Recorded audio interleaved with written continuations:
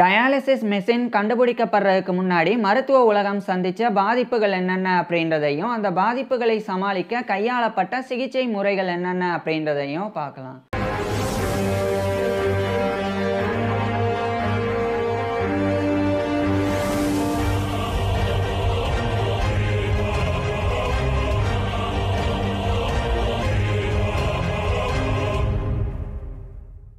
Dialysis machine கண்டுபிடிக்கப்படுறதுக்கு முன்னாடி kidney ஃபெயிலியர்னால பாதிக்கப்பட்டவங்க குறுகிய காலம் மட்டுமே உயிர் வாழ்ந்தாங்க. அதுக்கு காரணம் கிட்னி தான் நம்மளுடைய பிளட்ல இருக்கக்கூடிய waste products, excess fluids, toxins இது எல்லாத்தையுமே ஃபில்டர் பண்ணி யூரின்ல வெளியேற்றி நம்மளுடைய ரத்தத்தை சுத்திகரிக்குது. இதனால சிறுநீரகம் செயலிழந்து போனால் மனிதனுடைய உடல்ல இந்த எந்த செயல்பாடுகளுமே நடக்காது. இதன் காரணமாகவே உடல்ல அதிகப்படியான திரவம் சேர ஆரம்பிக்கும், உடல் வீங்க ஆரம்பிக்கும், ஹைப்பர் டென்ஷன் ஏற்படும். அதையும் கடந்து நுரையீரல்ல திரவம் சேர ஆரம்பிச்சு மூச்சு திணறல் ஏற்படும். அது போக சோடியம், பொட்டாசியம், கால்சியம் போன்ற மினரல்ஸ் எதுவுமே நம்மளுடைய உடல்ல சரியா ரெகுலேட் ஆகாது. இதனாலேயே ஹார்ட் ப்ராப்ளம்ஸ் ஏற்படும், மசில் வீக்னஸ் ஏற்படும், நர்வ் டேமேஜ் ஏற்படும். இதெல்லாம் தான் கிட்னி ஃபெயிலியர்னால பாதிக்கப்பட்டவங்க குறுகிய காலத்திலேயே உயிரிழக்கிறதுக்கு காரணமாகவும் இருந்தது. இப்பேற்பட்ட பிரச்சனையை அந்த காலகட்டத்தில் மருத்துவ உலகம் சமாளிக்கிறதுக்கு திணறி வந்தது. இதுக்கு என்ன பண்றதுன்னே தெரியாம ரொம்ப சிரமப்பட்டு வந்தாங்க அந்த காலகட்டத்தில் வாழ்ந்து வந்த மக்களும் மருத்துவர்களும். ஆனாலும் கூட இந்த டயாலிசிஸ் மிஷின் கண்டுபிடிக்கப்படுறதுக்கு முன்னாடி சில சிகிச்சை முறைகள் இந்த கிட்னி ஃபெயிலியர்னால பாதிக்கப்பட்டவங்களுக்கு வழங்குறதுக்காக இருந்தது. அதில் ஒன்று டயட்டரி ரெஸ்ட்ரிக்ஷன்ஸ். அதாவது கிட்னி ஃபெயிலியர்னால பாதிக்கப்பட்டவங்களுக்கு மருத்துவர்கள் உடனடியாக பரிந்துரைக்கிறது உணவு முறை தான். குறிப்பாக புரோட்டீன், சால்ட்ஸ், வாட்டர்ஸ் இதெல்லாம், அதாவது புரோட்டீன், சால்ட்ஸ், வாட்டர் இதெல்லாமே குறைவாக இருக்கிற மாதிரியான உணவுகளை எடுத்துக்கணும் அப்படின்னு பரிந்துரை பண்ணுவாங்க. இது எல்லாத்தையுமே குறைவாக எடுத்துக்கிறனால மற்ற பாதிப்புகள் வரும். ஸோ அதனால் இந்த டயட்டரி ரெஸ்ட்ரிக்ஷன்ஸ் அப்படின்றது ஓரளவுக்கு தான் பலனளித்தது. அதுக்கப்புறமா பிளட் லெட்டிங், அதாவது இந்த கிட்னி ஃபெயிலியர்னால பாதிக்கப்பட்டவங்களுடைய உடலில் அதிகமாக திரவம் சேர்றனால உடல் அப்படியே வீங்க ஆரம்பிக்கும். அதனால் அதை கட்டுப்படுத்துறதுக்கு சில இடங்களில் உடலில் சில பகுதிகளில் கீறலை ஏற்படுத்தி அதன் மூலமாக ரத்தத்தை வெளியேற்றுவாங்க. இப்படி ரத்தத்தை வெளியேற்றுறதன் மூலமாக waste products, excess fluids, toxins இது மாதிரியான விஷயங்கள் எல்லாமே வெளியேற்றிடலாம். குறிப்பாக யூரினில் வெளியேறக்கூடிய யூரியா, கிரியாட்டனின் இது போன்றவைகளை வெளியேற்றிடலாம் அப்படின்னு இந்த பிளட் லெட்டிங் பண்ணப்பட்டது. ஆனால் இது ரத்தத்தை குறைச்சி இந்த வேஸ்ட் ப்ராடக்ட்ஸ் இதெல்லாம் வெளியேற்றப்பட்டாலும் நம்மளுடைய ரத்தத்தில் தேவைப்படக்கூடிய மற்ற விஷயங்களும் சேர்ந்தே வெளியேறினது. ஸோ அதனாலேயே இதுவும் அந்தளவுக்கு பலனளிக்கக்கூடிய ஒரு சிகிச்சை முறையாக இல்லாமல் இருந்தது.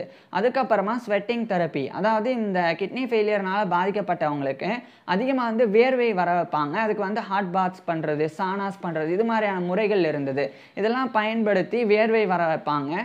ஸோ வேர்வை வெளியேறதன் மூலமாக உடலில் திரவத்தை குறைக்க முடியும் அப்படின்ற அந்த ஒரு பெரிய ஒரு சிகிச்சை முறை ஃபாலோ பண்ணப்பட்டது.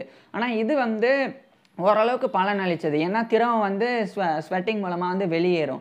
ஆனால் நம்மளுடைய உடம்புல இந்த கிட்னி ஃபெயிலியர்னால உடலில் சேரக்கூடிய திரவத்துக்கும் இந்த வேர்வையினால் வெளியேறக்கூடிய திரவத்துக்கும் பெரிய வித்தியாசம் இருக்கும். வேர்வையினால் வெளியேறக்கூடிய திரவத்தை விட உடலில் அதிகமான திரவம் இருக்கும். ஸோ இதுவும் அந்தளவுக்கு பலனளிக்கலை.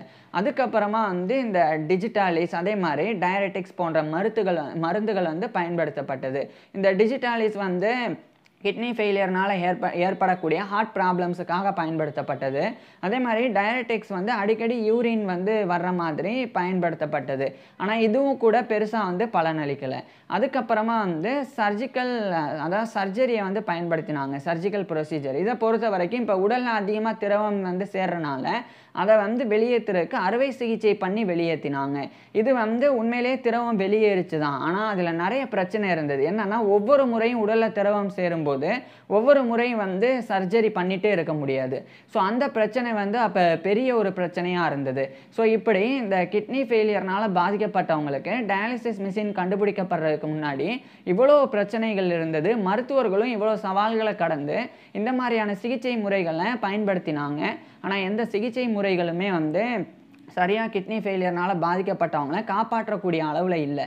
இதனாலேயே கிட்னி ஃபெயிலியர் ஏற்பட்டாலே குறுகிய காலத்திலேயே இறந்து போயிடுவாங்க கண்டிப்பாக. அந்த மாதிரி நிலை தான் அப்போ நிலவி வந்தது. இந்த நிலையில தான் 1943ஆம் ஆண்டு வில்லம் யோஹான் கோல்ஃப் அப்படின்ட்டு ஒரு டச் ஃபிசிசியன் அண்ட் இன்வென்டர், அதாவது நெதர்லாந்தை சேர்ந்த ஒரு மருத்துவர் மற்றும் கண்டுபிடிப்பாளர். அவர் தான் வந்து அந்த 1943ஆம் ஆண்டு டயாலிசிஸ் மெஷினுடைய ஒரு புரோட்டோடைப்பை உருவாக்கினாங்க. பின்னர் 1945ஆம் ஆண்டு அந்த டயாலிசிஸ் மெஷினை வந்து சக்ஸஸ்ஃபுல்லாக வந்து பயன்படுத்தினாங்க. பின்னர் அதை வந்து அவர் யுனைடெட் ஸ்டேட்ஸுக்கு அனுப்பினாங்க. அவரே போய் அங்கே வந்து அதை வந்து காட்சிப்படுத்தி நிறைய மருத்துவமனைகளுக்கு கொடுத்தாங்க. அடுத்து யூரோப்பில் பல நாடுகளுக்கும் அதை வந்து அவர் வந்து கொடுத்தாங்க. இதுக்கப்புறம் 1950களுக்கு பிறகு தான் டயாலிசிஸ் மெஷின் வந்து பயன்பாட்டிற்கு வந்தது. டயாலிசிஸ் மெஷின் அப்படின்றது கிட்னி என்ன பண்ணுமோ அதை அந்த மிஷின் வந்து அப்படியே பண்ணும். உதாரணத்துக்கு ஒரு மிஷின் இருக்கும். அதிலிருந்து 2 டியூப் வந்து கிட்னி ஃபெயிலியர்னால் பாதிக்கப்பட்டவங்களுடைய உடலில் வந்து செருகப்படும். அதில் ஒரு டியூப் வழியாக அந்த கிட்னி ஃபெயிலியர்னால் பாதிக்கப்பட்டவங்களுடைய ரத்தம் வந்து அந்த மிஷினுக்கு போகும். மிஷினுக்கு போனதுக்கப்புறமா மிஷினில் அந்த ரத்தம் வந்து சுத்திகரிக்கப்பட்டு ஒரு டியூப் வழியாக மனிதனுடைய உடலுக்கு சுத்திகரிக்கப்பட்ட ரத்தம் வந்து அனுப்பப்படும். இதுதான் வந்து டயாலிசிஸ் அப்படின்றது. இந்த டயாலிசிஸ் பண்ணக்கூடிய ஒரு இயந்திரம் தான் டயாலிசிஸ் மெஷின். இது கண்டுபிடிக்கப்பட்ட பிறகு தான் கிட்னி ஃபெயிலியர்னால் பாதிக்கப்பட்டவங்களினுடைய வாழ்நாள் வந்து இன்றைய காலகட்டத்தில் வந்து நீட்டிக்கப்பட்டிருக்கு. அதே மாதிரி கிட்னி டிரான்ஸ்பிளான்ட் வந்து இப்போ வந்து பரவலாக வந்து பண்ணப்படுது.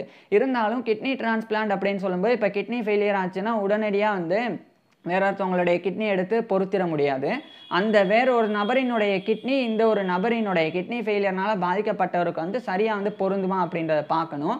அதுக்கப்புறம் தான் அந்த கிட்னியை வந்து பொருத்தவே முடியும். ஸோ கிட்னி ஃபெயிலியர்னால பாதிக்கப்பட்டவங்களுக்கு கிட்னி கிடைக்கிற வரைக்கும் அவங்க வந்து உயிரோடு இருக்கணும். அதுக்கு டயாலிசிஸ் மிஷின் வந்து மிகப்பெரிய அளவில் உதவியாக இருக்குது. ஸோ டயாலிசிஸ் மிஷின் கண்டுபிடிக்கப்படுறதுக்கு முன்னாடி மருத்துவ உலகம் சந்தித்த பாதிப்புகளையும் அந்த பாதிப்புகளை சமாளிக்க கையாளப்பட்ட சிகிச்சை முறைகள் அதை 2 இதை பற்றியும் நான் வந்து பேசிட்டேன். இப்போ இந்த டயாலிசிஸ் மிஷின் எப்படி கண்டுபிடிக்கப்பட்டது, அதை கண்டுபிடிச்சது அந்த வில்லம் யோஹான் கோல்ஃப் தான். அதை அவர் வந்து எப்படி செஞ்சாங்க, இதை பற்றிலாம் நான் ஏற்கனவே ஃபுல் டீட்டெயிலாக வந்து பேசியிருக்கேன். அதை பார்க்குறதுக்கு கீழே டிஸ்கிரிப்ஷனில் லிங்க் கொடுத்துருக்குறேன். இல்லைனா டிஸ்பிளேவை டச் பண்ணுங்கள். நேராக டயாலிசிஸ் மிஷின் எப்படி கண்டுபிடிக்கப்பட்டது அப்படின்ற அந்த வீடியோக்கே போயிடலாம். தேங்க்யூ.